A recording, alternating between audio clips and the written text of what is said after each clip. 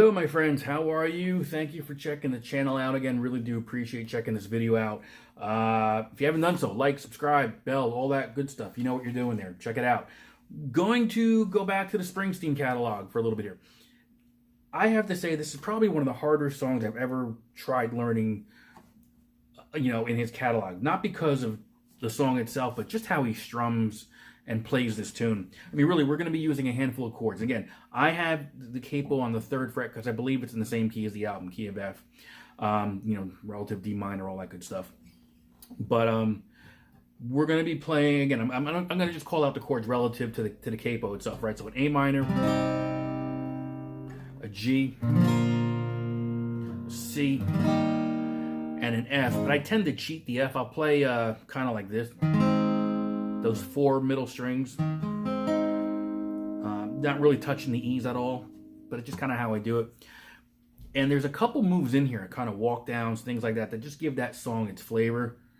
One of them in particular is the A minor to a G, basically like almost like just a passing note.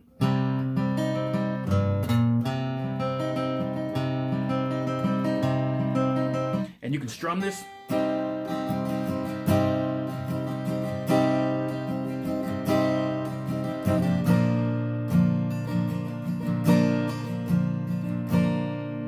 Right? So that's one way to do it there, right? So you can strum it, or you can arpeggiate the notes. And what I'm doing is I'm kind of just using those middle strings. I'm not touching, at least I don't think I'm touching the E strings.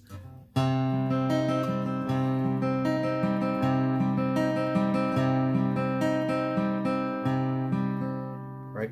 So I'm starting on the open A.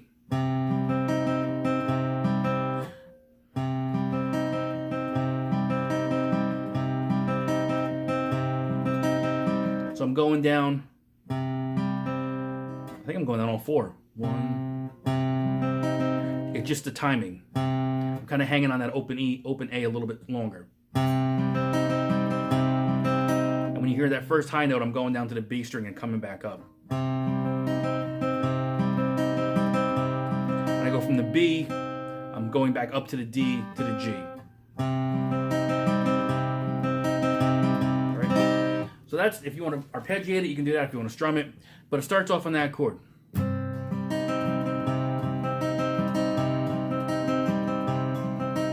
Man walking along, right?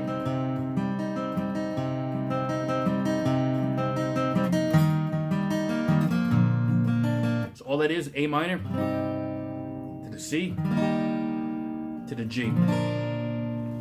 Okay?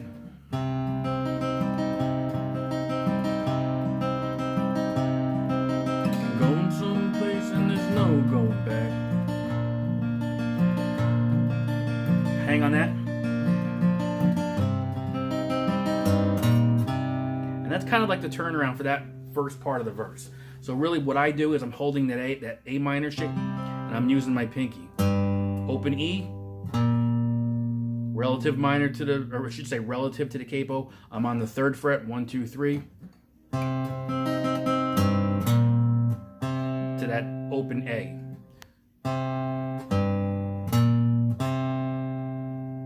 Open E, 3. Again, open E, 3, A.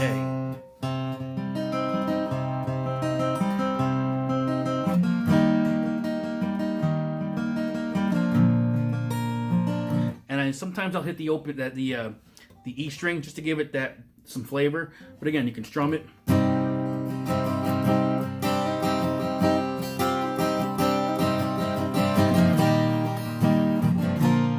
All I'm doing there is just playing the A minor, the C, and the G, and I'm just kind of hammering, pulling. Okay, that's your verse. So just listen to that. Your chorus is going to come in on the F.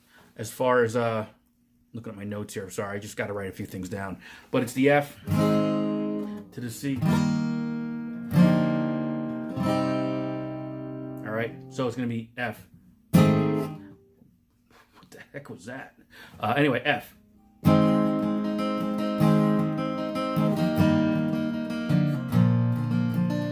Right? So it's kind of like a walk. So.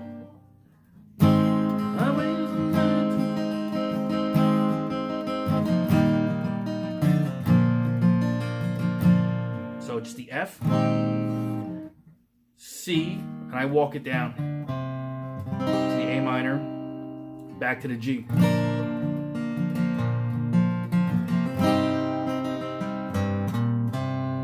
All right, so the chorus.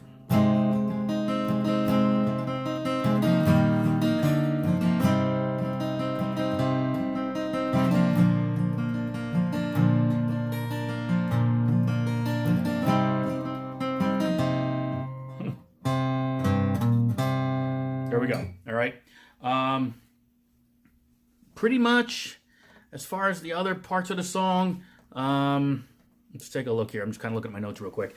Again, because this is the one that I know plenty of songs by memory. I had to write some notes down here, though. But they're all the same notes, though. I mean, you know, A minor, C, and G. The C really kind of is more of like a passing chord or passing note for most of the song. That A minor is going to be huge, the G, and the F. Okay, the bridge.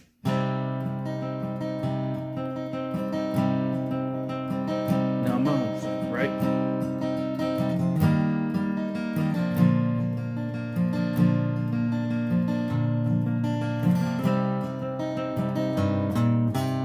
Right, so the song pretty much stays the same throughout. Listen to it, but I will tell you this, and again, it's based on my experiences.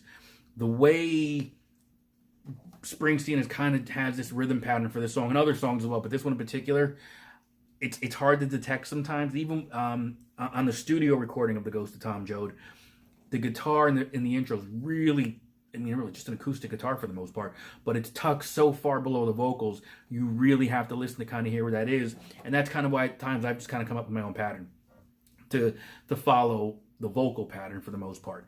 I'm sure there's a way, the reason he does it, just because it flows with his vocals and he can make it any way he wants it. If you're just, you know, singing with a guitar, you can do anything you want.